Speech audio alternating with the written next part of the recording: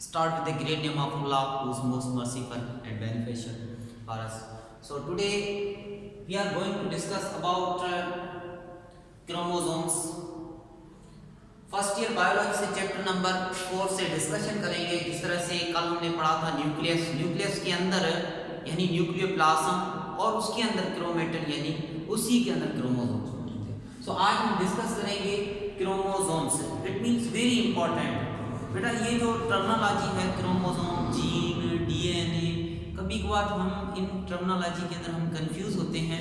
तो आज ये हमें कन्फ्यूजन दूर करनी है कि क्रोमोसोम्स क्या चीज़ है और डीएनए क्या है और जीन्स क्या हैं और क्रोमोसोम्स के अंदर कौन से पार्ट्स होते हैं।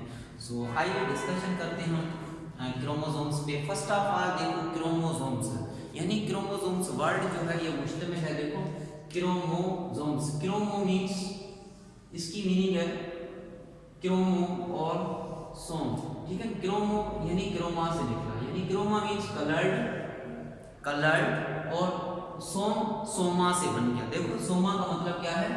बॉडी। देखो वर्ड को आप पहचाने, अल्फाज को पहचाने क्लियर हो जाएगा सारा। देखिए chroma colour, soma means body. देखो कलर्ड बॉडी कहा जाता है इसको।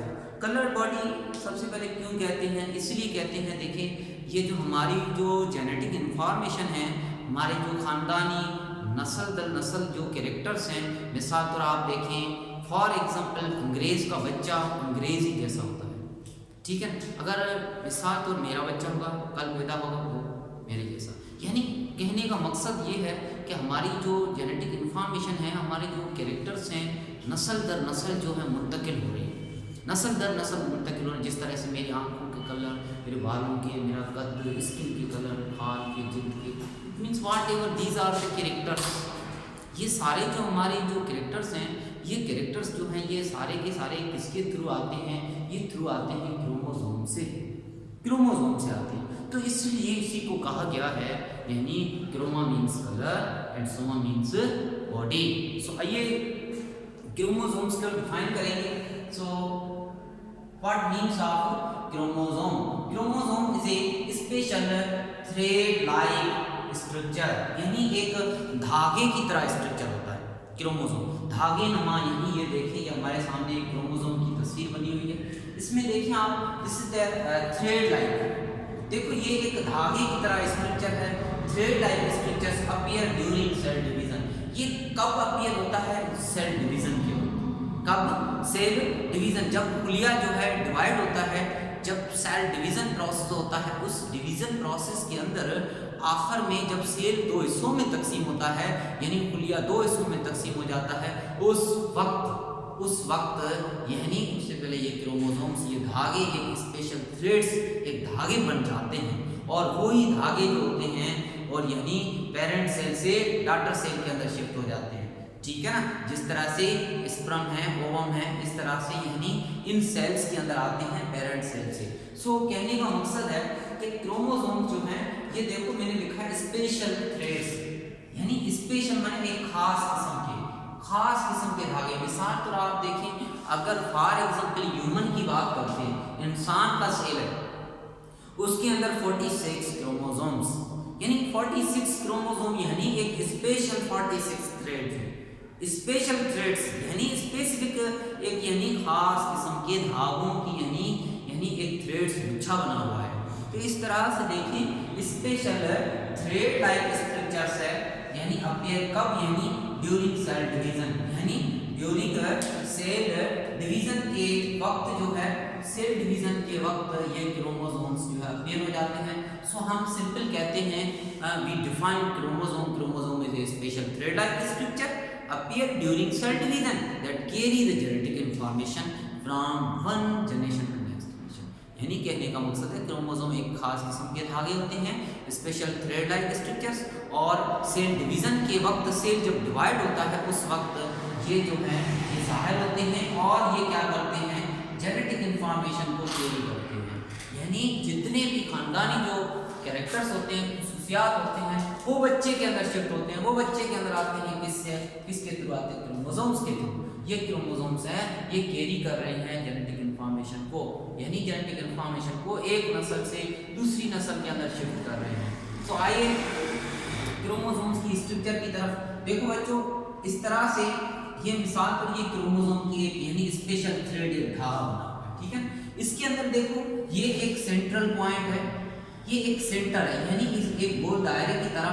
इसके बाहर देखो ये दो आर्म्स हैं, एक आर्म्स यानी बाजू की तरह स्ट्रक्चर है, ये अटैच है। ये क्या है? ये अटैच है इसी यानी सेंट्रोमियर, यानी इसके अंदर क्या है? ये है काइनेटोकोर, काइनेटोकोर या छोर, ठीक है ना, काइनेटोकोर। काइनेटोकोर पे यानी देखिए इस तरह से यानी ये क्या है हमारे पास? ये एक सेंट्रोमियर है, सेंट्रल पार्ट, और इसके अंदर ये देखिए ये जो है हमारे पास काइनेटोकोर। इस काइनेटोकोर से यानी ये क्या है? ये अटैच है, ये आर्म्स यानी ये आर्म्स। अब देखो क्रोमोसोम के यानी कितने पार्ट हो गए? ये क्रोमोसोम धागा, इसको यानी दो पार्ट में, एक हमारे पास ये सेंट्रोमियर जिसको हम कहते हैं, दूसरा हमारे पास यानी ये हाईली कंडेंस्ड क्रोमेटिड्स, इसको क्या नाम देते हैं?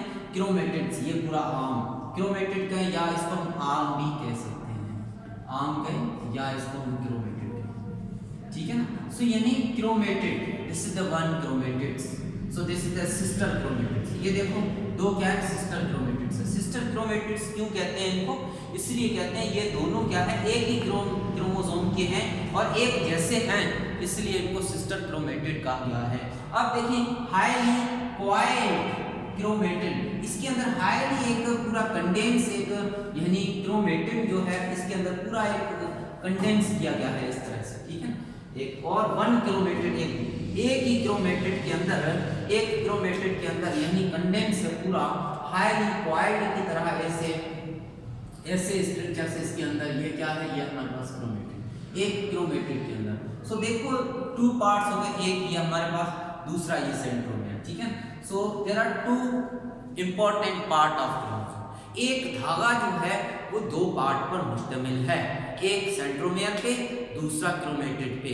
देखो ये है काइनेटोकोर, ये क्या है? ये काइनेटोकोर जो है इसके जरिए ये आर्म्स अटैच हैं, ये क्या है? ये आर्म्स अटैच हैं।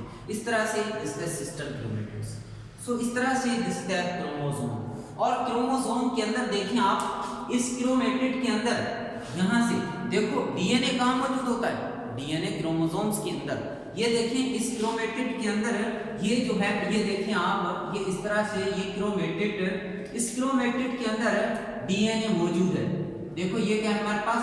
डीऑक्सीराइबोन्यूक्लिक एसिड डबल स्ट्रैंडेड, एक ये स्ट्रैंडेड है, दूसरा ये अलग स्ट्रैंड। ये जो स्ट्रैंड है वन स्ट्रैंड और ये टू स्ट्रैंड, यानी डीएनए इज डबल, यानी स्ट्रैंडेड, और इसी को हम कहते हैं यानी न्यूक्लिक एसिड का हिस्सा है, यानी डीऑक्सीराइबोन्यूक्लिक एसिड। अब देखिए इस डीएनए के अंदर, अगर इस डीएनए का एक सा छोटा सा अगर हम पीस निकाल दें, एक सेगमेंट निकाल दें, उसको हम नाम देते हैं जीन। उसको हम क्या कहते हैं? जीन कहते हैं। यानी डीएनए का एक छोटा सा, एक टुकड़ा सा, एक पीस निकाल दें, उसको हम कहेंगे जीन कहेंगे। यानी how we define the gene? Gene जो है, जीन क्या है? Basic unit of inheritance, basic unit of heredity, यानी बेसिक यूनिट इनहेरिटेंस कहते हैं। क्यों? क्या? यानी खानदानी जो हमारे कैरेक्टर हैं वो जीन के अंदर क्या है? स्टोर हैं। इसके अंदर क्या है? कोडान की फॉर्म में, कोडान की फॉर्म में, यानी जेनेटिक इंफॉर्मेशन स्टोर है, जेनेटिक इंफॉर्मेशन स्टोर्ड है किसके अंदर? जीन के अंदर। इसलिए जीन को कहा गया है यानी बेसिक यूनिट ऑफ इनहेरिटेंस। इस तरह से हम और अल्फाज में डिफाइन करते हैं जीन क्या है? Gene is a specific segment of DNA, यानी एक डीएनए का एक पोर्शन निकाल दें, एक स्पेसिफिक खास जो है सेगमेंट है डीएनए का, और विच स्टोर जेनेटिक इंफॉर्मेशन, जो क्या कर रहा है? जेनेटिक इंफॉर्मेशन को स्टोर करता है, जिस तरह से हमारा मेमोरी कार्ड है स्टोर करता है जेनेटिक, यानी पूरी यानी इंफॉर्मेशन को, पूरी डेटा को। इस तरह से डीएनए पूरी यानी डेटा को। सो बच्चों देखो डीएनए किसका पार्ट हो गया?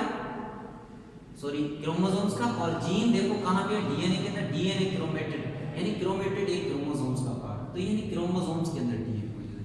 इस तरह से देखें अब क्रोमोसोम्स जो है खुद किसका बना हुआ है? क्रोमोसोम बना हुआ है डीएनए का और उसके साथ साथ प्रोटीन का। देखो डीएनए है और उसके साथ साथ दो चीजों से यानी ये क्रोमोसोम्स बना हुआ है।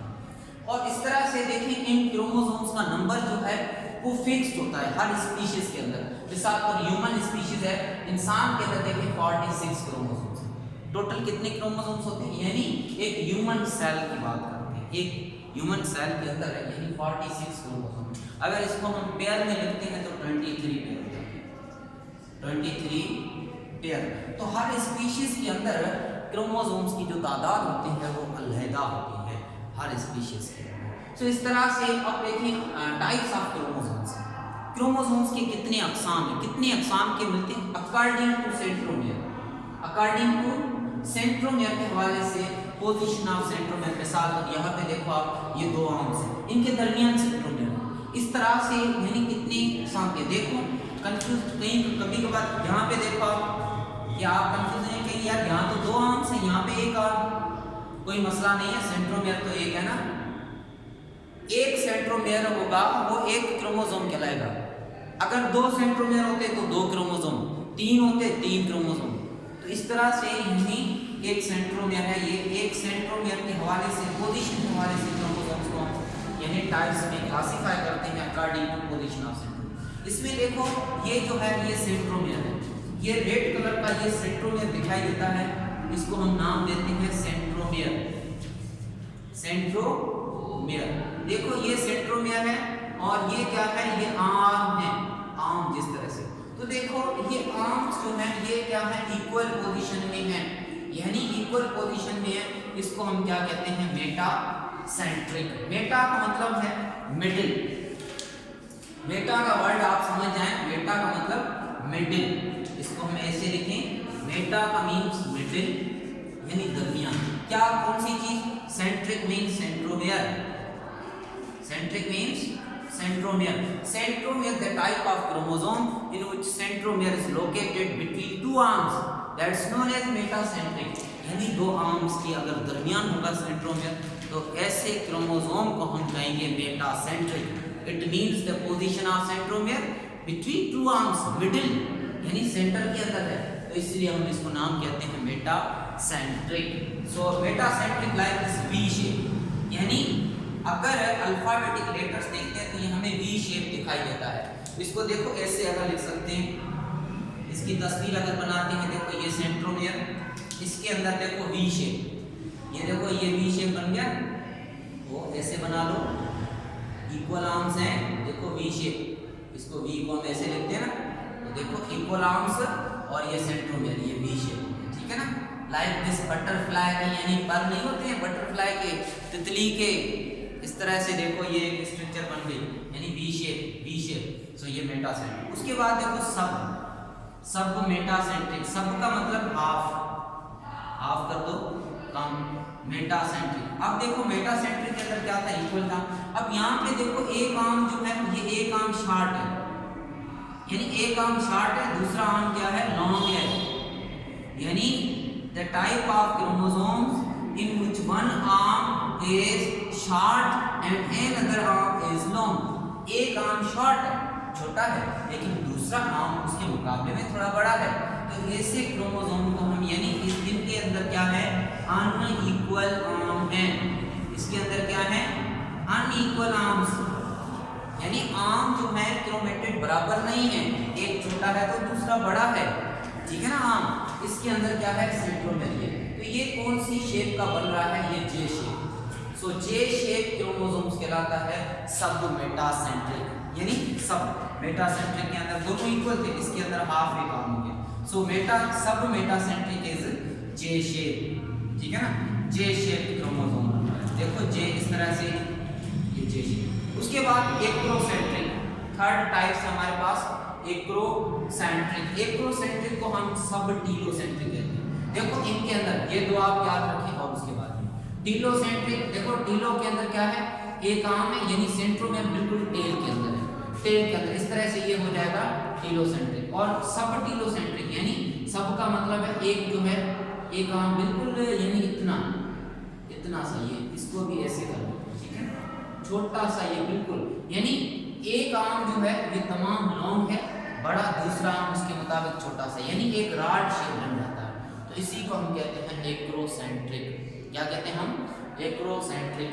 सो बेटा यहाँ पे देखिए इस तरह से, यानी according to position of centromeres chromosomes 4 types हैं, बेटा सेंट्रिक, एक्रोसेंट्रिक, टीलो और एक्रोटीलोसेंट्रिक, ठीक है। ओके, ये हमारे पास एक्रोसेंट्रिक को हम क्या कहते हैं, सब टीलोसेंट्रिक कहते हैं, ठीक है। इस तरह से these are all about simple concept of chromosomes and types of chromosomes. Okay, thank you very much, अल्लाह हाफिज़।